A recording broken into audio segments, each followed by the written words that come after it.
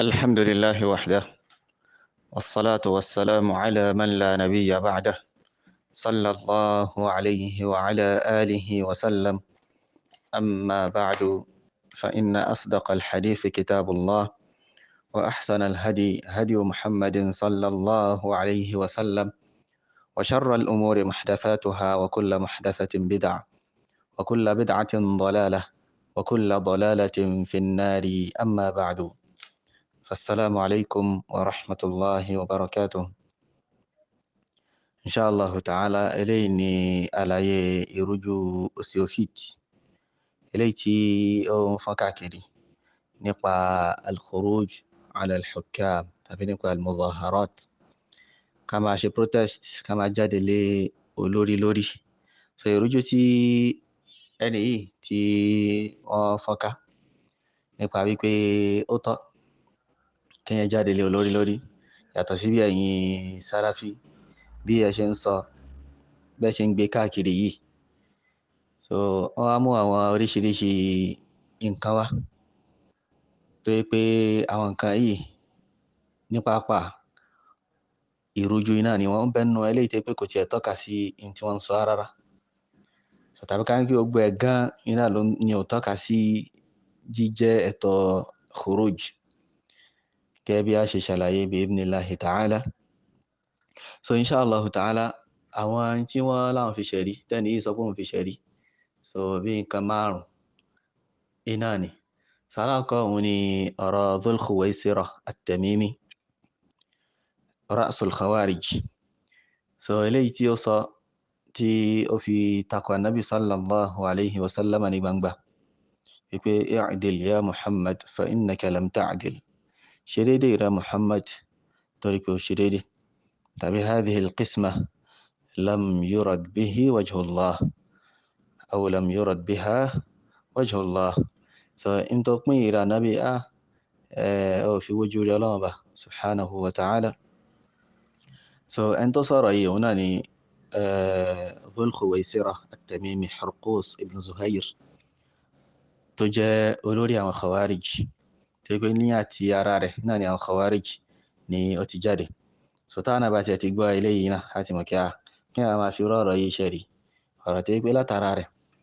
iná láti mọ̀ kí ní jẹ́ khuruj, látara rẹ̀ náà láti mọ̀ kí àwọn tí wọ́n ń ṣe irú nǹkan báyìí Khawarij náà ni wọ́n. So kí a máa fi hàn ṣẹ̀rí lórí pé àwọn sàhábà o, àwọn náà máa ṣe àwọn nǹkan kan tó yẹ pé khuruj ni, Ànábì ó sì takò wọ́n lórí rẹ̀. So à ń bọ̀ wá ṣàlàyé lórí eléyìí inshallah ta'ala. Bákan náà ẹlẹ́ẹ̀kejì tí wọ́n mú wá òun ni hadith eléyìí tí wọ́n sọ wípé Ànábì sallallahu alayhi wa sallam sọ wípé la tadribu ima Allah. So ẹ má máa na àwọn ẹrú Ọlọ́run Ọba lóbìnrin, ẹ má máa na àwọn obìnrin. So Umar ibn al-Khattab radiyallahu anhu wọ́n wá bá Ànábì sallallahu alayhi wa sallam, wọ́n sọ pé àìrá Ànábì, àwọn obìnrin wa yìí wọ́n ti fẹ́ yàyàkuyà látara kò sọ pé ká má máa na wọ́n mọ́. So Ànábì wá fún wọn ní yọ̀ǹda pé ok, ẹ máa na wọ́n, kó wá jẹ́ nínà tó yẹ pé kò ní le jù. So nígbà tó wá di pé àwọn obìnrin wá rí pé àkíní yìí ó le lára wọn, wọ́n á lọ sílé àwọn ìyàwó Ànábì sallallahu alayhi wa sallam, wọ́n lọ ń fi ẹjọ́ àwọn ọkọ wọn sùn bí n táwọn ọkọ àwọn ṣe yìí kò dá o. So ẹlẹ́ẹ̀kejì náà ni eléyìí. ẹlẹ́ẹ̀kẹta òun ni mawqifu Ali ibn Abi Talib radiyallahu anhu ní sulhu al-Hudaybiyah. So nígbà tí Ali ibn Abi Talib, nígbà tí Ànábì sallallahu alayhi wa sallam tó sọ pé kó kọ lẹ́tà lọ sí ọ̀dọ̀ àwọn kèfèrí, so wọ́n kọ́ bẹ̀rẹ̀ pé bismillahir rahmanir rahim, wọ́n kọ́ sọ pé àwọn ọmọ ar-Rahman àwọn ọmọ ar-Rahim, so ẹ parẹ́ àfẹ́. So bákan náà min Muhammadin rasulillah ila fulan ibn fulan. So wọ́n tó kọ́ sínú lẹ́tà yẹn pé láti ọ̀dọ̀ Muhammad òjíṣẹ́ Ọlọ́run Ọba. So wọ́n sọ fún pé àkàrà àmọ́ kó òjíṣẹ́ Ọlọ́run Ọba ni wọ́n ní àbá tẹ̀lé o. So àwọ̀ gbà. Wọ́n sọ fún Ànábì pé kó parẹ́. Ànábì wá sọ pé kí Ali radiyallahu anhu kí ó parẹ́. Ali ibn Abi Talib radiyallahu anhu wá sọ pé wallahi la amhuha, wallahi nípa rẹ̀, wallahi nípa rẹ̀. Wọ́n sọ pé ń bí nǹkan Ali náà òun náà jáde lánàbì lórí, ó fi ẹ̀hónú hàn, ó dáhùn tí ànábì ṣe tàbí tí ànábì sọ tí ò dá, ó dá padà sí ànábì lẹ́nu. So ó tako olórí ní ṣókí, ó tako olórí. So nǹkan ẹlẹ́kẹta tó mú wálé. So ẹlẹ́kẹrin òun náà ni mawqifu ti Umar. Gbogbo àwọn mẹ́tẹ̀ẹ̀ta tó last yìí, sulhu al-Hudaybiyah náà ló ti bẹ̀rẹ̀ àbí náà ló ti ṣẹlẹ̀. Nípa pé ànábì Umar lọ bá ànábì kà, ṣé òkè ń ṣòyí sí ọlọ́run bá mọ́ni, ṣé àwa máa fi ẹ̀sìn wálẹ̀ ni fún àwọn pípò yìí àti bẹ́ẹ̀ bẹ́ẹ̀ lọ. So ẹlẹ́ẹ̀karùn-ún òun ni pé àwọn sàhábà ànábì sallallahu alayhi wa sallam sọ pé kí wọ́n fá orí kí wọ́n sì dún ẹran wọn. So àwọn sàhábà kọ̀. So tí ànábì sallallahu alayhi wa sallam wáyé ṣe lọ bá ìyá wa Ummu Salama pípé ní táwọn sàhábà máa ṣe eléyìí. So lẹ́yìn ìgbà náà ni ànábì sallallahu alayhi wa sallam ìyá wa Ummu Salama wá kọ́ ní nǹkan kan pé kó ṣe, ànábì wá ṣe. So lẹ́yìn ìgbà náà ni àwọn sàhábà ni wọ́n á ṣe kíni, ni wọ́n á ṣe tẹ̀lé ànábì sallallahu alayhi wa ala alihi wa sallam. So àwọn kan tí ẹni yìí mú wá tó fi ṣe ẹ̀rí náà lélẹ̀. So lẹ́yìn náà wá tún mention pé àwọn kan tẹ́ pé àwọn tẹ́ pé wọ́n lẹ, àwọn kan tẹ́ pé wọ́n lẹ gan ni bí ilé aláǹtakùn. Ìyẹn náà ni wọ́n ṣe lẹ̀. Tẹ́ pé tí wọ́n bá fẹ́ atẹ́gùn sí báyìí, ó lè já tàbí yóò já. So inshallah ta'ala èsì lórí àwọn ìrújú tí arákùnrin yìí, ọkùnrin adẹ̀sìnrò yìí, èsì lórí àwọn kan tí ó mú wá yóò máa wá báyìí. So aláwọ̀kọ́ a mú èsì wá mujmalan ná. So èsì wá yóò wá mujmalan pẹ̀lú wípé kí a ń ra wa létí ká dẹ̀ fi rìnlẹ̀ fúnra wa wípé mi máa jáde lé olórí lórí in tí ó jẹ́ haramu ni pẹ̀lú nasu al-Qur'an àti sunna nabi sallallahu alayhi wa ala alihi wa sallam àti ijma'u àwọn salaf látorí àwọn sahaba títí débi tí ó dé lónìí. So àwọn ahlu sunnati wal jama'a wọ́n panupọ̀ lórí pé kí a máa jáde lé olórí lórí o nínú in tí kò dá iná ni, in tí ó tọ́ haram iná ni. So àwọn ahlu sunna wọ́n dá panupọ̀ lórí pé irú ìṣesí yìí nínú ìṣesí àwọn mu'tazila àti àwọn khawarij iná nínú ìpínlẹ̀ àwọn khawarij iná ni máa jáde lé olórí tó bá jẹ́ fasiq ló wà. So bákan náà nínú ìṣesí àwọn mu'tazila òun náà ni pé ká jáde lé olórí tó bá jẹ́ alábòsí. So kí a má gbára wa ní àsìkò, a mú ẹ̀rí díẹ̀ wá ní eléyìí tí ó ń fi rìnlẹ̀ fún wa wípé jíjáde lé olórí lórí in tí ó jẹ́ haram iná. So aláwọ̀kọ́ láti inú al-Qur'an nínú suratu nisa aya 59 Allahu jalla wa ala ó sọ pé ya ayyuhal ladhina amanu ati'u allaha wa ati'u ar-rasul wa ulil amri minkum. Ó ní mọ̀ pé ẹ̀yin tí ẹni gbàgbọ́, ó pé ẹ̀yin olùgbàgbọ́ òdodo, ati'u allaha, ẹ máa tẹ̀lé Allah subhanahu wa ta'ala, wa ati'u ar-rasul, ẹ sì máa tẹ̀lé òjíṣẹ́ rẹ̀, wa ulil amri minkum àti àwọn tí wọ́n bá jẹ́ aláṣẹ nínú yín, àwọn olórí ní inú yín.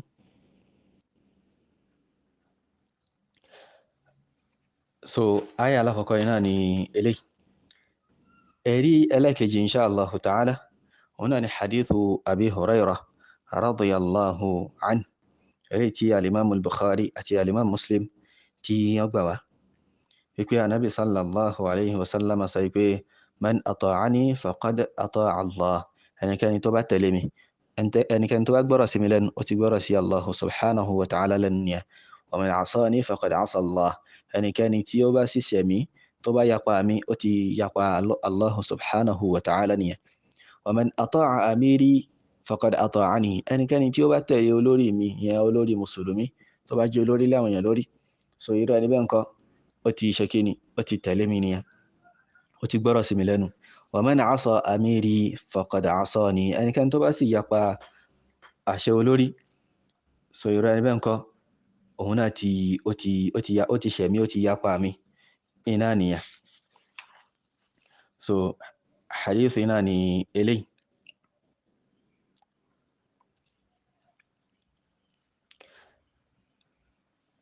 لينا حديث ألاكته أبي حديث ألاك جتيات موا هنا حديث أنس بن مالك رضي الله عنه وني النبي صلى الله عليه وعلى آله وسلم أو صويبي اسمعوا وأطيعوا اسمعوا وأطيعوا أما أكبر كسي ما تلي يعني كي أما أكبر سيولوري لنو أسي ما تلي أولوري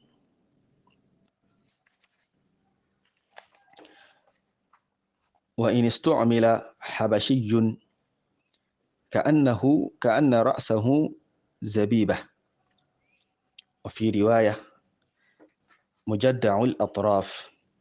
النبي صلى الله عليه وسلم ونكي أما أكبر كسي ما تلي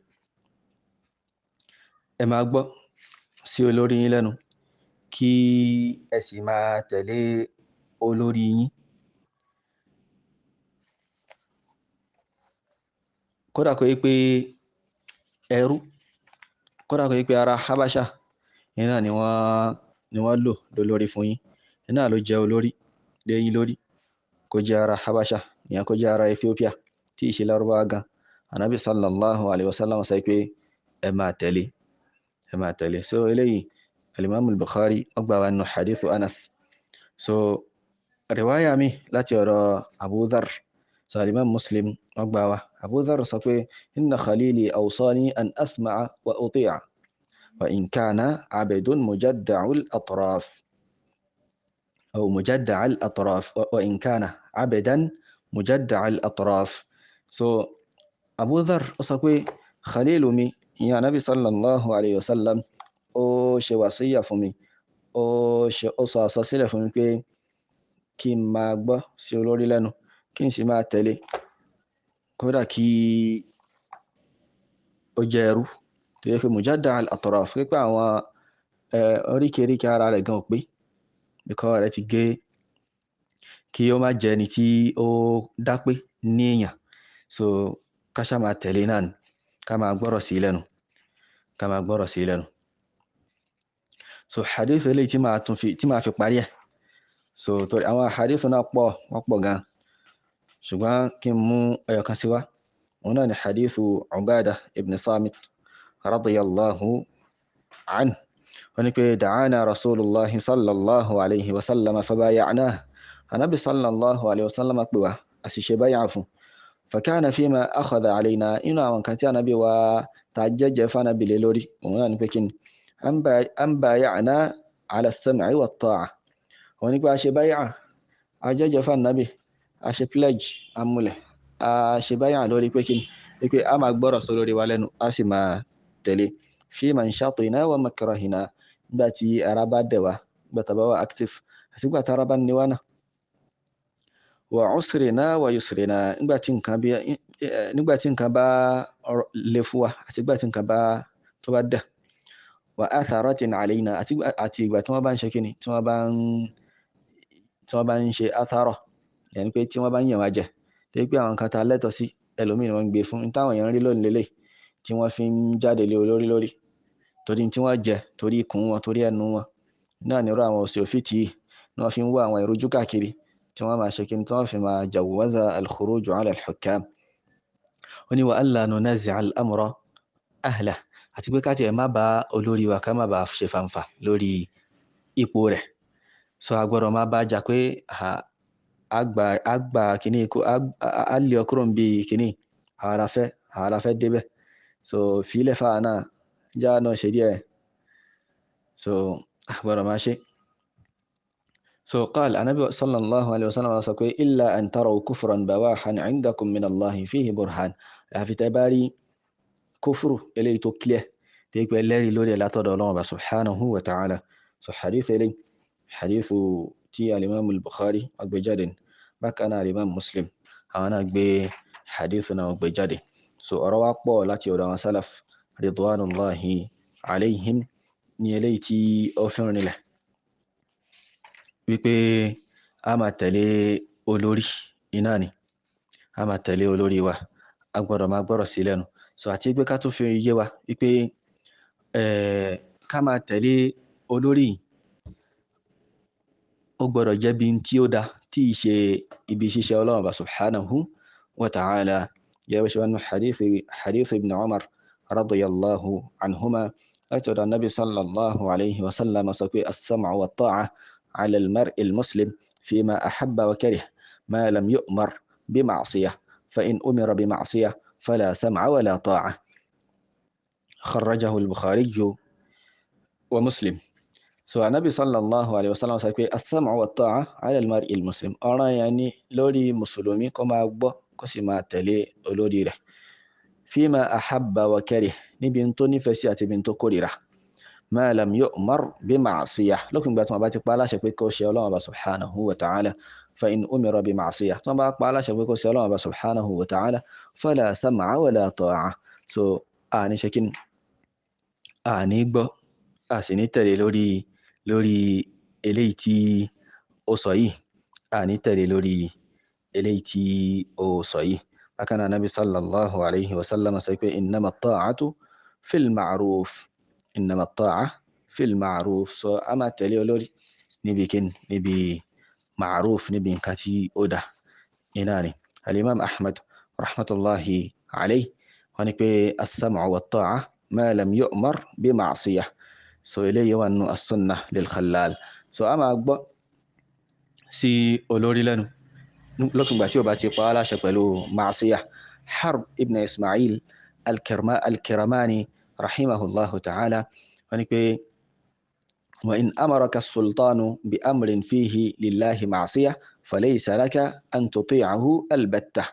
wa laysa laka an takhruja alayhi wala tamna'hu haqqah.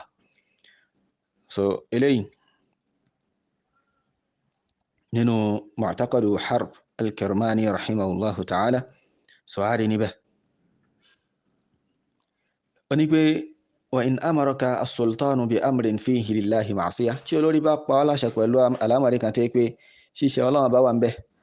falaysa laka an tuti'ahu albattah kò tọ́ fún ọ kó tẹ̀lé arárá tọ́ wa laysa laka an takhruja alayhi bó ṣe wá ní tẹ̀lé lórí pópa ọ́ láṣẹ pẹ̀lú tí ó dá yẹn ó wá tún gbọ́dọ̀ jáde lé lórí ó gbọ́dọ̀ torí ilé yẹn kó wá jáde lé lórí ní tí àwọn khawarij tí wọ́n sì gbọ́ ilé tí àwọn sururiyya ní àsìkò tá a wà yìí. So wọ́n sọ pé tí olórí bá ti pa aláṣẹ pẹ̀lú tí ó dá jáde lé lórí tọ́rọ pé Ànábì sọ pé àgbọ̀dọ̀ kò sí sáwọn kò sí tọ́à nígbà tó bá ti pa aláṣẹ pẹ̀lú aburú. So ó ní pé ká má tẹ̀lé kò túmọ̀ sí pé ká ṣe kíni ká ṣe naz'u al-yad an ta'atihi kò túmọ̀ sí pé ká má tẹ̀lé má rárá ká wá sọ pé kì í ṣe olórí wa má rárá kò túmọ̀ sí pé ká jáde lé lórí ṣùgbọ́n bí n tó fi pa aláṣẹ yẹn pàtó àní tẹ̀lé ń bẹ̀ àní tẹ̀lé ń bẹ̀. So wa laysa laka an takhruja alayhi wa la tamna'hu haqqah. So kò tọ́ fún ọ kó jáde lé lórí ó sì gbọ́dọ̀ fi ìwọ rẹ̀ ò gbọ́dọ̀ fi dùn tó ẹ̀tọ́ rẹ̀ lórí rẹ̀ ó gbọ́dọ̀ máa ṣe fún ó gbọ́dọ̀ máa ṣe fún. الفقيه الطحاوي رحمه الله تعالى نينو العقيدة الطحاوية ونبي ونرى طاعتهم من طاعة الله عز وجل فريضة ما لم يؤمروا بمعصية. So a rí pé ká máa tẹ̀lé àwọn olórí o ìmá tẹ̀lé Ọlọ́run bá subhanahu wa ta'ala ọ̀ràn yẹn ni lókùn ìgbà tí wọ́n bá ti pa aláṣẹ pẹ̀lú kíni pẹ̀lú ẹ̀ṣẹ̀ ṣíṣe Ọlọ́run bá subhanahu wa ta'ala. الإمام المزني رحمه الله والطاعة لأولي الأمر فيما كان عند الله عز وجل مرضيا. So mímá tẹ̀lé olórí a máa tẹ̀lé níbi tí ó bá jẹ́ Ọlọ́run bá subhanahu wa ta'ala nínú wajtinabu ma kana 'inda Allahi muskhita a sì máa jìnà sí tí ó bá ń bí Ọlọ́run bá subhanahu wa ta'ala nínú àwọn kan tí ó bá fi pa aláṣẹ yẹn pé a ní tẹ̀lé nígbà tó bá ń pa aláṣẹ pẹ̀lú tí kò dá. So ilé àrínú sharh as-sunnah ti al-Muzani rahimahullahu ta'ala. الإمام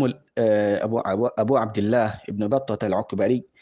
رحمه الله تعالى إنه الإبانة الصغرى ونبي والسمع والطاعة لمن ولوه وإن كان عبدا حبشيا إلا في معصية الله عز وجل فليس لمخلوق فيها طاعة. ونبي مما تلي ولوري مما أكبر سي أنت وبا مولو لوري فوا أنت با جلوري وا مما أكبر سي لأنه مما تلي. So kódà kó jẹ́ ẹrú láti Habasha illa fi ma'siyatillah àyàfi ńgbà tó bá pa á láṣẹ pẹ̀lú tí ṣíṣe Ọlọ́run Ọba subhanahu wa ta'ala wà ń bẹ falaysa li makhluqin fiha ta'a kò tọ́ fún ẹrú kò tọ́ fún ẹ̀dá kí wọ́n tẹ̀lé lórí ohun tí ó bá fi yapa Allahu subhanahu wa ta'ala. So àwọn ọ̀rọ̀ àwọn olùmọ̀ ó pọ̀ gan tí a lè mú wá lórí eléyìí nípa wípé kí ni a gbọ́dọ̀ máa tẹ̀lé olórí ni lópin ìgbà tí ó bá ti pa á láṣẹ pẹ̀lú ṣíṣe Allahu subhanahu wa ta'ala. So màá dúró báyìí náà bi'idhnillahi ta'ala kí eléyìí jẹ́ bí muqaddimah sí gbígba àwọn ìrújú osteophyte gbígba dànù pẹ̀lú àwọn ẹ̀rí insha Allahu azza wa jal wallahu ta'ala a'lam.